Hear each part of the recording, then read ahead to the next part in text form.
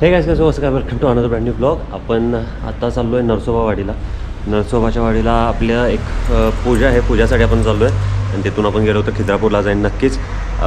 First thing आपण आज helmet mount केलं आहे पहिल्यांदा. सो बघा एक्सपिरियन्स कसा आहे आणि तुम्हाला कसं वाटतं एक्सपिरियन्स मला कमेंट करून सांगा. निघत आपण लवकरात लवकर. आता हेल्मेट घालतो पहिल्यांदा. आता हेल्मेटवरतीच लावलं आणि हेल्मेटवरती हेल्मेट हातात घेऊन बोलतो मी. सो निघत लवकर. घरातून बाहेर पडल्यावरती आपला एकच रूट चालू आहे. दुसऱ्या रूटला भरती चालू होती, त्यांची रनिंगची एक्झाम चालू आहे आणि 2.5 किलोमीटर जायचं, 2.5 किलोमीटर यायचं, टोटल 5 किलोमीटरचं अंतर होतं. ते खूप जास्त आहे आपल्या रोडला, कारण की जसं तुम्ही बघताय की MIDCचे लोक आहेत, MIDCचे लोक कामाला चालत आणि आपला रूट MIDCतूनच जातो आहे. सगळी लोक MIDCला जे जाणारे मेंबर आहेत ती MIDCमध्ये आपल्या कामासाठी यायला आलं. सो खूप जास्त गर्दी आहे. तर आपलं नरसिंहवाडीला जायचं अंतर कोल्हापूरपासून 48 किलोमीटर आहे आणि बघूया आपलं ते किती वेळात पार होतं आहे. आणि थोडं गोप्रोची मला टेन्शन येते, मी हेल्मेटवरती लावले त्यामुळे तो आपण हळू जाणार आहोत आणि तिकडे जाऊन आपली एक पूजा आहे, ती पूजा कंप्लीट करून आपण तिथून पुढे खिद्रापूरला जाणार आहोत आपण.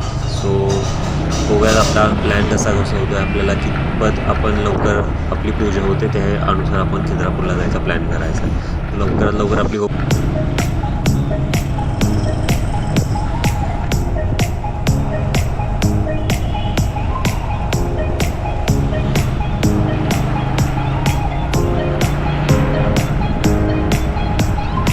फायनली आपण पोहोचलो आहे नरसोबावाडीमध्ये. आपल्याला बरोबर 1 तास लागला यायला आणि तसं तिथे वासुदेव वगैरे आले, म्हणजे काइंड ऑफ ते वेशभूषा करून येतात वासुदेवचे. आता जाऊयात त्या काकांकडे आपण घरी, आपली पूजा तेवढी पूर्ण करूयात आणि दर्शन घेऊयात नरसोबावाडीचं. तुम्हाला पण दाखवतो मंदिर कसं आहे.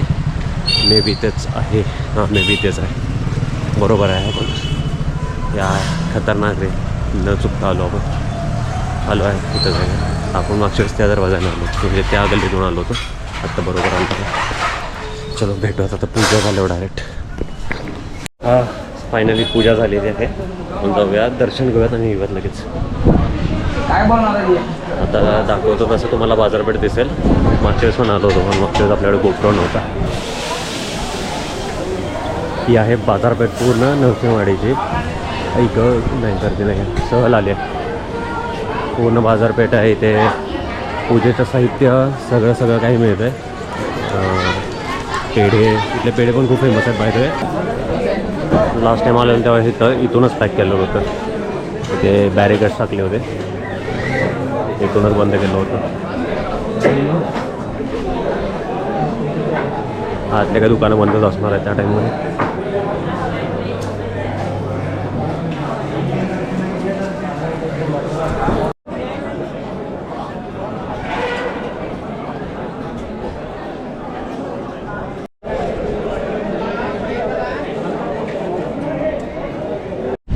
तर गाईज आपण आता कृष्णा आणि पंचगंगेच्या संगमावरती आहे. लास्ट टाईम आपण इथे उभारलेलो होतो. हे जे दिसते ना तुम्हाला, या टोकावरती आपण उभारलो होतो आणि इथून सगळीकडे पाणी होतं. तो जो कमळासारखा जे मध्येच आलेलं दिसतंय ते आहे तिकडून पंचगंगा आहे. त्यांनी हे आहे कृष्णेचं पात्र. आणि लास्ट टाईम जशी त्यांनी आपल्याला स्टोरी सांगितली होती की भैरवपट नावाचे एक पुजारी होते, 3 किलोमीटरवरती आलासगाव म्हणून आहे, तिथून ते इथे नरसिंहवाडीच्या इथे ते 3 किलोमीटर चालत यायचे. ते स्वामी होते. ते स्वामी कर्दळीपर्यंत जायच्या आधी त्यांनी आपले पादुका इथं स्थापन केले. पाषाणी दगडातल्या पादुका आहेत असं त्यांनी सांगितलं होतं. तर त्यांची त्या पाषाणातल्या ज्या पादुका आहेत त्यांची ते पूजा वगैरे करतात, असं काहीतरी तो इतिहास आहे. अजून जर तुम्हाला पूर्ण टोटल इतिहास ऐकायचा असेल तर तो माझ्या जुन्या व्हिडिओवरती आहे. नरसिंहवाडीची एक पूर्ण व्हिडिओ आहे आपली. थोडंसं त्यामध्ये मी सॉन्ग केलं आहे, कारण की एक पाठीमागला बॅकग्राऊंड म्हणजे मी गाडीमध्ये होतो ना त्या टाईममध्ये, आणि गाडीमध्ये FM लागलेलं होतं आणि त्यावरती गाणं लागलेलं होतं. सो ते कॉपीराईट यायला नको म्हणून मी एक सॉन्ग लावलेलं होतं. थोडंसं तुम्ही व्यवस्थित ऐकला ना तर तुम्हाला समजून जाईल. ते एक पूर्ण स्टोरी त्या गुरुजींनी आपल्याला सांगितली आहे. रक्के गुरुजी म्हणून आहेत. तर त्यांनी आपल्याला मस्त अशी ते इथल्या आपल्या नरसिंहवाडीची त्यांनी स्टोरी सांगितली होती. तर आता गर्दी खूप आहे. आपण जस्ट आता तुम्ही बघितलं तसं मुखदर्शन घेतलं आणि डायरेक्टली आपण आता जाऊयात. कुठं जायचं आपल्याला? खिद्रापूरला जायचं आपल्याला. सो लवकर निघूयात तिथून. एवढं तर पुढं दाखवायसाठी आलो होतो आपण. लास्ट टाईम इथे थांबलेलो होतो आणि पाणी पूर्ण आत्ता जिथे मी चालतो ना इथून सगळीकडून पाणी वाहत होतं, म्हणजे मंदिरला घासून चाललो होतं पाणी. निघूयात लवकरात लवकर आणि आपण जाऊया खिद्रापूरला. चला.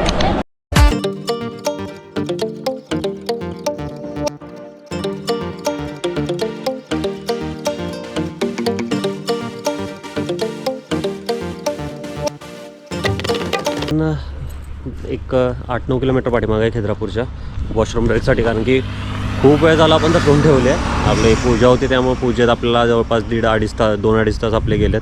सो खूप प्रेशर नाही आलं, आधी वॉशरूम करतो. आणि एक गोष्ट सांगायची होती की नरसिंहवाडीमध्ये आता रिसेंटली सचिन तेंडुलकर येऊन गेले होते. माहिती असेल तर मला नक्की कमेंट करून सांगा. आणि काहीच रस्त्याला रहदारी एवढी कमी आहे ना या, थोडंसं म्हणजे रात्री येणं संध्याकाळी येणं जरा टाळा आहे रस्त्याला, कारण की सांगू नाही शकत कशी आहे. कारण आता बघू शकता बघा, पूर्ण दिसतं तुम्हाला रोड पूर्ण मोकळा दिसायला आहे. खूप रहदारी कमी आहे रात्री तर, म्हणजे संध्याकाळच्या टाईमला तर अजिबातच नसणार आहे. तो दक्षता घेऊन या, सकाळच्या दुपारच्याच टाईममध्ये या खिद्रापूरला यायचं असेल तर, एकदम लेट करू नका.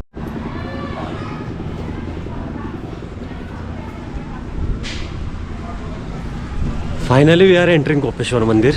खिद्रापूरला आलो आहे. आणि वास्तू बघू शकताय, खूप जुनी वास्तू. जसा एंट्रन्स बघितला एंट्रन्स हा, आणि जो मेन एंट्रन्स आहे तो मेन एंट्रन्स आणि आपल्या सभामंडपाचा आणि आपल्या मंदिराचा एंट्रन्स मॅच होत नाही आहे. काहीतरी म्हणजे वास्तू असेल त्यांची माहीत नाही, पण खूप मस्त आहे. खूप पुरातन मंदिर आहे. 12th सेंचुरीमधलं मंदिर आहे.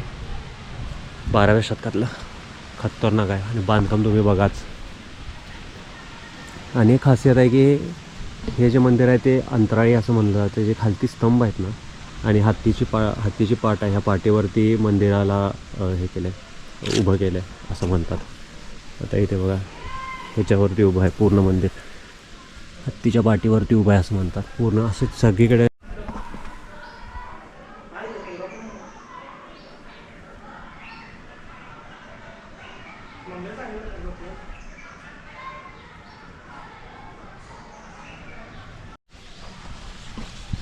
तर गरुड आता आपण स्वर्गमंडपामध्ये आहे. आणि स्वर्गमंडपामध्ये तुम्ही बघू शकता प्रत्येक स्तंभांच्या वरती एक आकृती कोरली गेली आहे.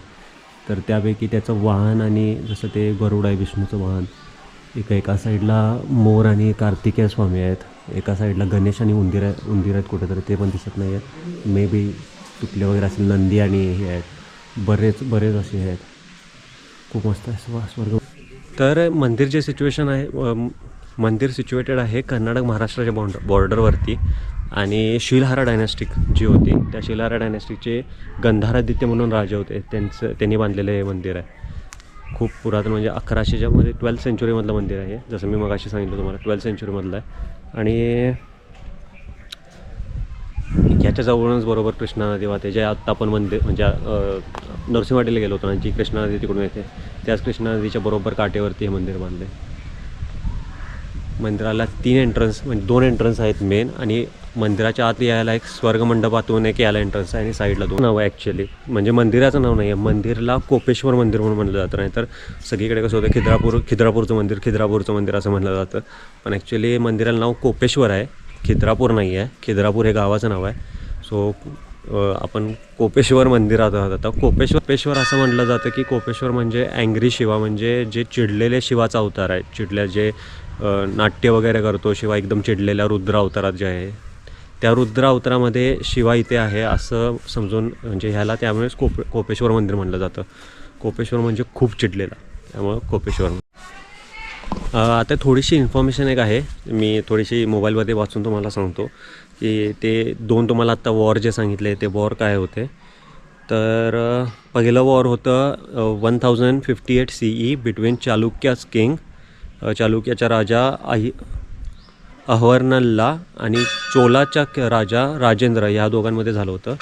आणि राजेंद्र जे राजे होते ते या लढाईमध्ये मारले गेले होते. आणि दुसरी जी लढाई आहे ती आहे शिल्हाराचे राजे जे होते भोजाटू आणि देवगिरीचे राजे यादवाज ह्यांच्यामध्ये झालं होते. यामध्ये यादवाज जिंकले होते आणि त्यांना पळण्यावरती कॅप्चर करून ठेवलं होतं. म्हणजे गाईड आत्ता एक सोबत, म्हणजे गाईड एक होते, त्या गाईडने चांगली इन्फॉर्मेशन दिली, कारण की आता आपण जर गाईड नाही केला, त्या दुसऱ्या लोकांनी गाईड केला होता. सो थोडेफार इन्फॉर्मेशन आपण त्यातली थोडीशी ऐकली. मी रेकॉर्ड करू शकलो नाही त्या टाईममध्ये, उगाच ते काहीतरी बोलतील रेकॉर्ड करू नका वगैरे, सो रेकॉर्ड नाही केलं. थोडीफार माहिती अशी काय आली की 9700 हत्ती नाही आहेत, 92 हत्ती आहेत टोटल म्हणजे आता हे कन्फर्म आहेत की 92 हत्ती आहेत. आणि 92 हत्ती आणि ह्या स्तंभांवरती जे आता तुम्हाला मी जे सांगितलं तिथे की त्यांचे वाहन आणि त्यांच्यावरती बसले, तर त्यांच्या पाठीमध्ये त्यांच्या अर्धांगिनीसुद्धा बसलेल्या आहेत. जसं तुम्ही थोडंसं रिवाइंड करून बघा की त्यामध्ये तुम्हाला दिसेल की अर्धांगिनीसुद्धा आहे त्यांच्या पाठीमागे, फक्त कार्तिकेच्या पाठीवर नाही आहे, कारण कार्तिकेचं लग्न झालं नव्हतं असं म्हणतात. सो कार्तिकेची अर्धांगिनी नाही आहे, बाकी सगळ्यांच्या अर्धांगिनी त्यांच्या डबल सीट बसलेल्या आहेत. तर जो खालचा दगड आहे ना, तो खालचा दगडाचा जो वरचा इन्नर सरफेस आहे ना, तो इन्नर सरफेस आणि वरचा जो सर्कल आहे तो सर्कल पूर्ण मॅच करतो आहे.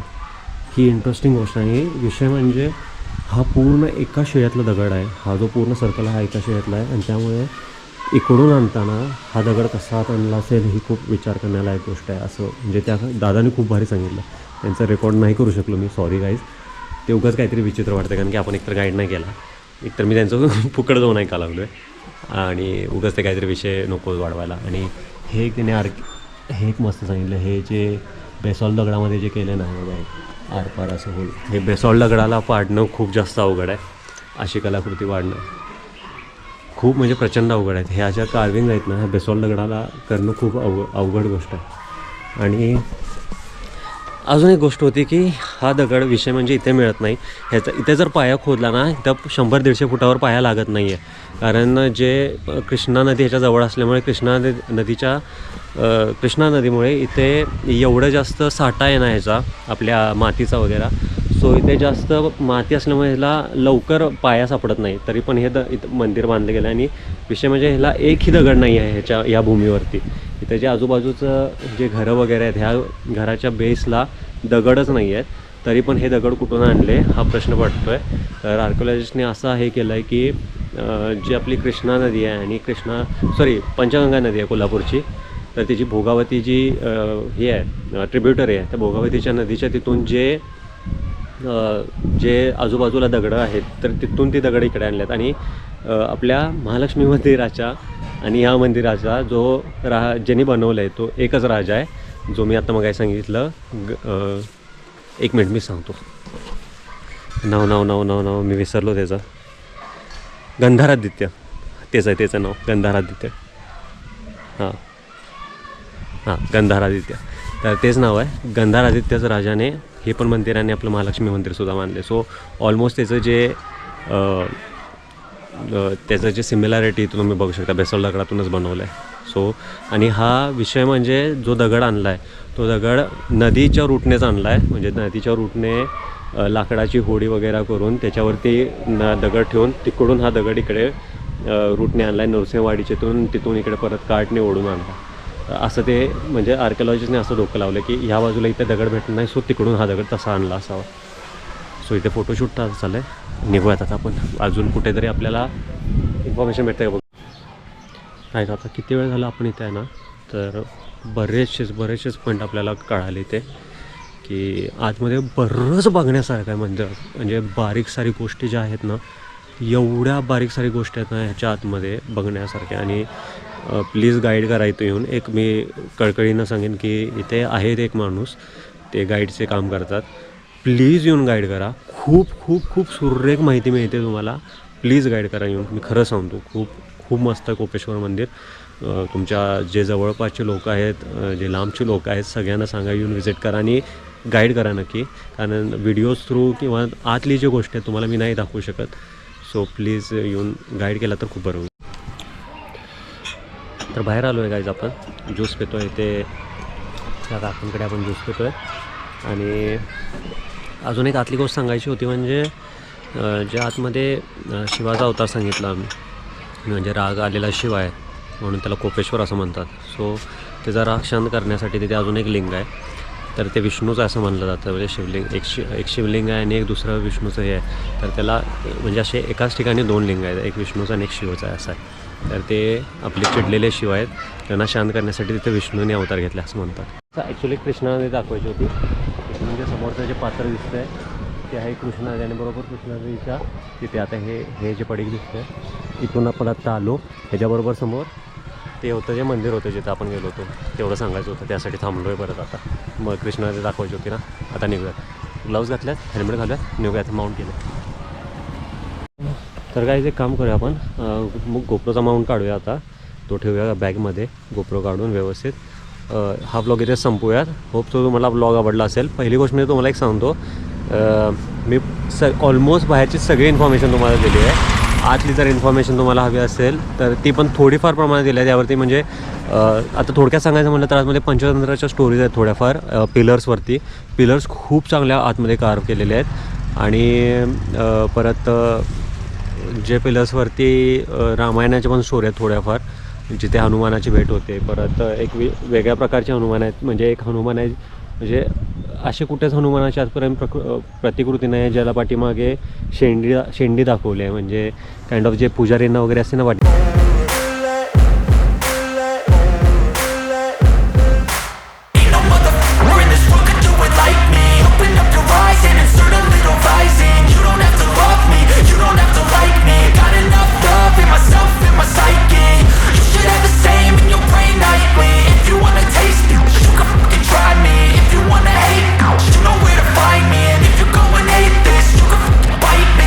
Cruising in my lane fast, call it high speed. I've been working hard, yeah, I've been working nightly. If you think you'll win, ha, not likely. I be taking shots, yeah, cold-blooded, icy. Watching numbers grow is what I call sightseeing. In the front row, run it up when they hype me.